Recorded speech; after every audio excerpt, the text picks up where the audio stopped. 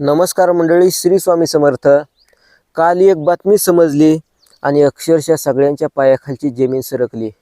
क्षणभर सगळ्यांच्या काळजाचा ठोका चुकला की अजितदादांसोबत असं काही घडलंय ते ऐकल्यानंतर विश्वासच बसेना. मंडळी, खरं तर महाराष्ट्राच्या राजकारणामधला एक आगळा वेगळा नेता आज मात्र गेला. माणूस गेला, आठवणीच्या रूपाने कधीच जाणार नाही. त्या आठवणी कायम शिल्लक राहतील. आज खरं तर आपल्या चॅनलच्या माध्यमातून त्यांना भावपूर्ण श्रद्धांजली आपण अर्पण करूयात. खरं तर हा जो व्हिडिओ आहे याच्यामध्ये जास्त काही मी बोलणार नाही, परंतु मोजकी थोडी माहिती आणि दादांच्या जाण्यामुळं समाजामध्ये आलेल्या चर्चांचं उधाण ते थोडक्यात आपण बघूयात. नमस्कार मंडळी, मी सावतार नदिवे. खरं तर हा जो व्हिडिओ आहे हा व्हिडिओ सादर करीत असताना डिस्क्लेमर म्हणून एकच गोष्ट सांगतो की कुठलीही अंधश्रद्धा पसरवण्याचा माझा अजिबात हेतू नाही. केवळ माहितीस्तव ही माहिती तुम्हाला देत आहे. केवळ माहितीस्तव हा व्हिडिओ बनवलेला आहे. खरं तर मंडळी, 2च महिन्यापूर्वी अजितदादांच्या बारामतीमधील सहयोग नावाच्या त्या निवासस्थानाच्या किंवा त्या सोसायटीच्या परिसरामध्ये काहीतरी जादूटोण्याचा प्रकार घडून आलेला होता. बघा, 2 महिन्यापूर्वी मी ती बातमी बघितलेली होती यूट्यूबवरती की काहीतरी अघोरी पूजेचा प्रकार त्या ठिकाणी घडलेला होता. फुटलेले नारळ दिसत होते, लिंब दिसत होते, हार वगैरे काहीतरी दिसत होते. आणि खरं तर ते सगळं बघितलं आणि त्यामध्ये अशी बातमी होती की अंधश्रद्धा निर्मूलन समितीने हा केवळ काहीतरी खुळचट प्रकार आहे असं नमूद केलं आणि या प्रकारावरती कुठेतरी पांघरून टाकलं किंवा हा जो प्रकार आहे हा चर्चेमधून थांबला.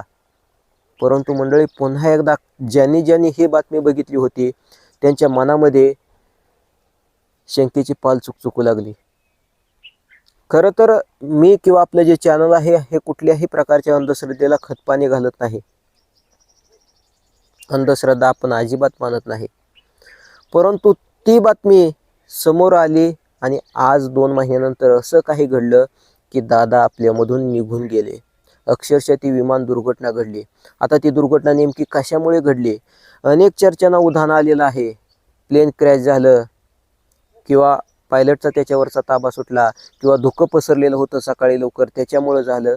आता धुक्याचा जर विषय म्हटलं तर 8 ते 8:30 वाजता इतकंसं जसं म्हणावं तसं धुकं काय अजिबात पसरलेलं नव्हतं.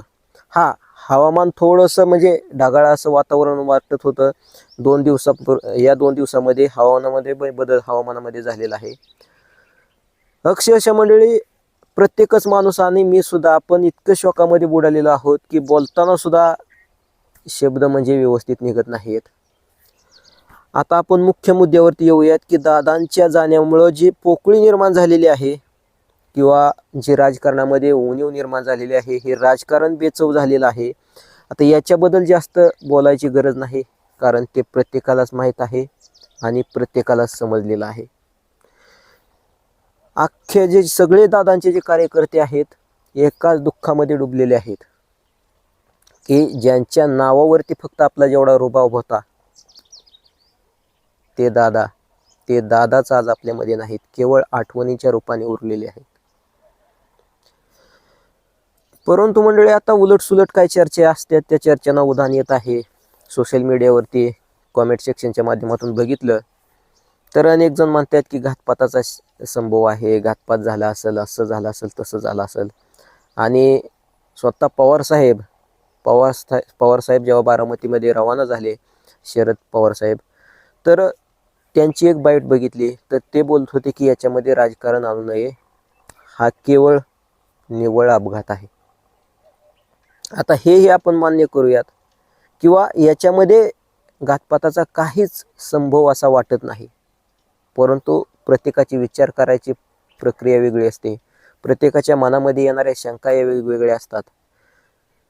परंतु मंडळी, 2 महिन्यापूर्वी एक प्रकार असा काही घडलेला होता की दादांचे जे सहयोग वगैरे या नावाने निवासस्थान आहे बारामतीमध्ये, त्या निवासस्थानाच्या समोर किंवा निवासस्थानाच्या परिसरामध्ये काहीतरी तंत्रक्रिया झाल्याचा प्रकार उघडकीस आलेला होता आणि ती बातमी मी 2 महिन्यापूर्वी बघितलेली होती. परंतु आत्ता मात्र त्या चर्चेला असं सोशल मीडियावरती जास्त उधाण नाही. परंतु ज्यांनी ही बातमी बघितलेली आहे त्यांच्या मात्र मनामध्ये 100% शंका आलेली आहे. अंधश्रद्धा मानणं हा कायद्याने गुन्हा आहे. आणि शिवाय मंडळी, दादा असा माणूस होता की दादांचा अशा कुठल्याच गोष्टीवरती विश्वास नसणार, 100% विश्वास नसणार. एकदम वास्तववादी दृष्टिकोन समोर ठेवून काम करणारा तो माणूस होता. एकदम वास्तववादी दृष्टिकोन. तुम्हाला सांगतो, ग्रामीण भागामध्ये अजितदादांची जी पाळंमुळं आहेत किंवा अजितदादांची जी प्रशासनावरती पकड होती किंवा अजितदादांची जी सिस्टीम होती इतकी मजबूत होती, अक्षरशः मंडळी, प्रत्येक तालुका, आता माढा तालुका, पंढरपूर तालुका या परिसरामध्ये जर पाणी टंचाई जर उद्भवली, धरणामध्ये पाणी साठा आहे परंतु अधिकारी पाणी सोडत नाहीत, मग इथले स्थानिक काही प्रतिनिधी असतील त्यांच्याकडे हे शेतकरी जमा व्हायचे की पाणी आलं पाहिजे. आता स्थानिक लोक बोलायचे त्या अधिकाऱ्यांना की पाणी आलं पाहिजे असं तसं, तर अधिकारी या गोष्टींकडे टाळाटाळ करायचे. तेव्हा थेट इथालच्या या भागातले स्थानिक जे लोक आहेत, स्थानिक पुढारी आहेत, थेट अजितदादांना फोन करायचे. एक कॉल आणि प्रॉब्लेम सॉल्व. लगेच तिथून आदेश निघायचा आणि पाणी सगळीकडे निघायचं. आता ही सगळी यंत्रणा एका फोनवरती हलायची, असा तो कामाचा माणूस. आणि शेवटी मंडळी, दादानी जाताना सुद्धा दाखवून दिलं की दादा बोलले होते की मी जोपर्यंत हयात आहे, जोपर्यंत हातपाय चालतात, तोपर्यंत तुमच्या भल्याचाच विचार करेन, सर्वसामान्यांचे जनतेचे प्रश्न सोडवतच राहील.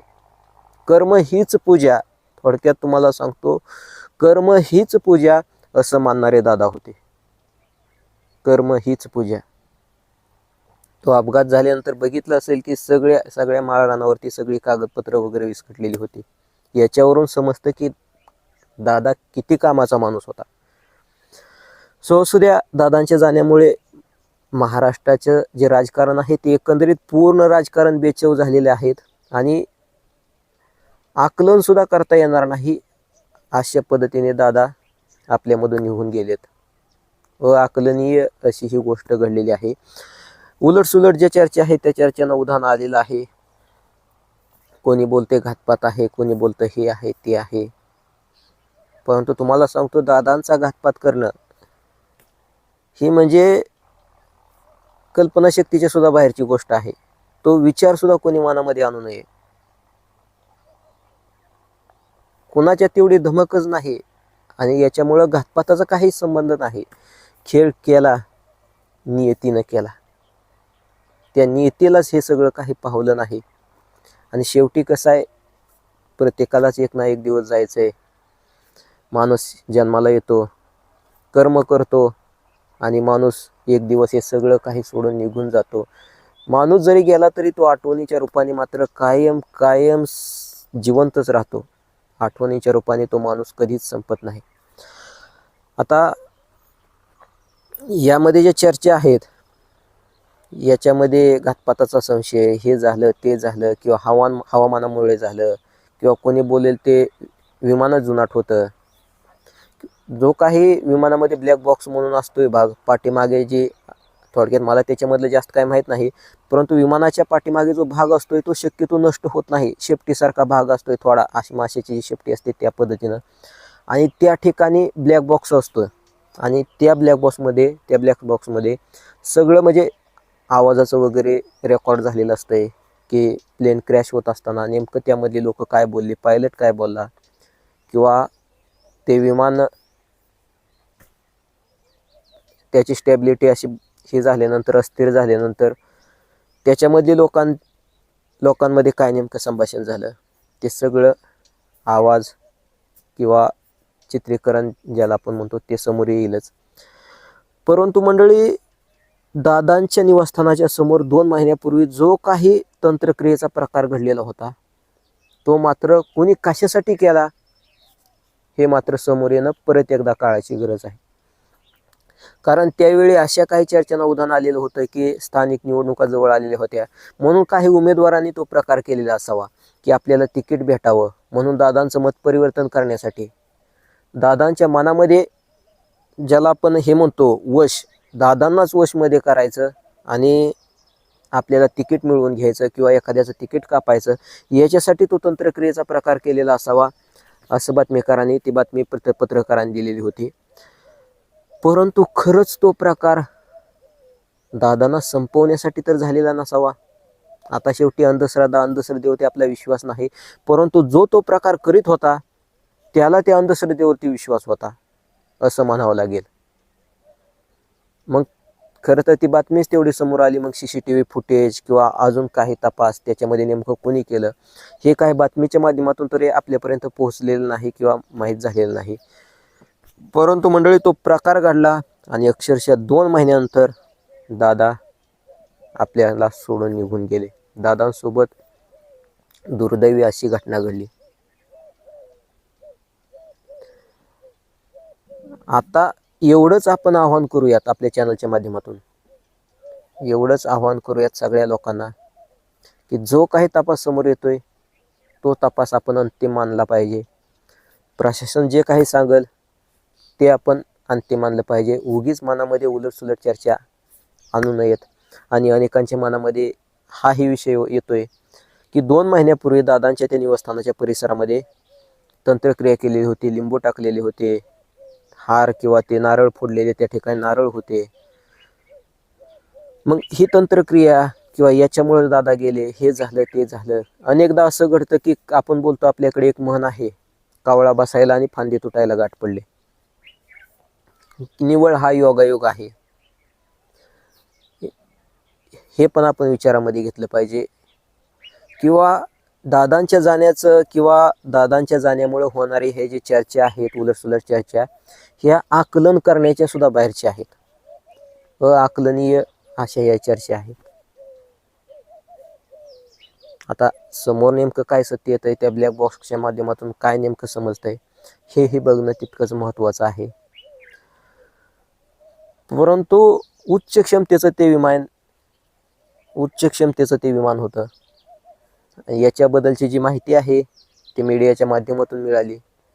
याच्यामध्ये कुठलाही बिघाड नव्हता, काही नव्हतं. परंतु असं सांगण्यात येत आहे की वातावरणामध्ये धुकं पसरलेलं होतं, धुक्याची चादर होती आणि त्याच्यामुळे हा अपघात घडला. परंतु तसं बघितलं तर जर धुकं असेल तर अशा पद्धतीने विमान लँडिंग करायला परमिशन कशी भेटली? धुकं असतं तर जीव धोक्यामध्ये घालून विमान लँडिंग केलंच नसतं. आता त्या ठिकाणी लँडिंगसाठी विमान उतरत असताना विमानाचा अपघात झाला. खरं तर पहिल्यांदा तो रनवे त्या पायलटला दिसलेला नाही. ज्या ठिकाणी विमान लँड करायचं आहे, उतरवायचं आहे, तो रनवे पायलटला दिसला नाही. त्याच्यामुळं एक चक्कर मारलेला आहे पायलटने आणि परत दुसऱ्या वेळेस उतरवलेला आहे. परंतु दुसऱ्या वेळेस जर तो रनवे अस्पष्ट दिसत असता तर त्या पायलटने अजून एक चक्कर मारला असतं. विमान का उतरवलं हा हे प्रश्न आहे. मग विमानामध्ये काय तांत्रिक बिघाड आहे किंवा नेमकं काय आहे ते सगळं काही तपासांती समोर अजून येईलच.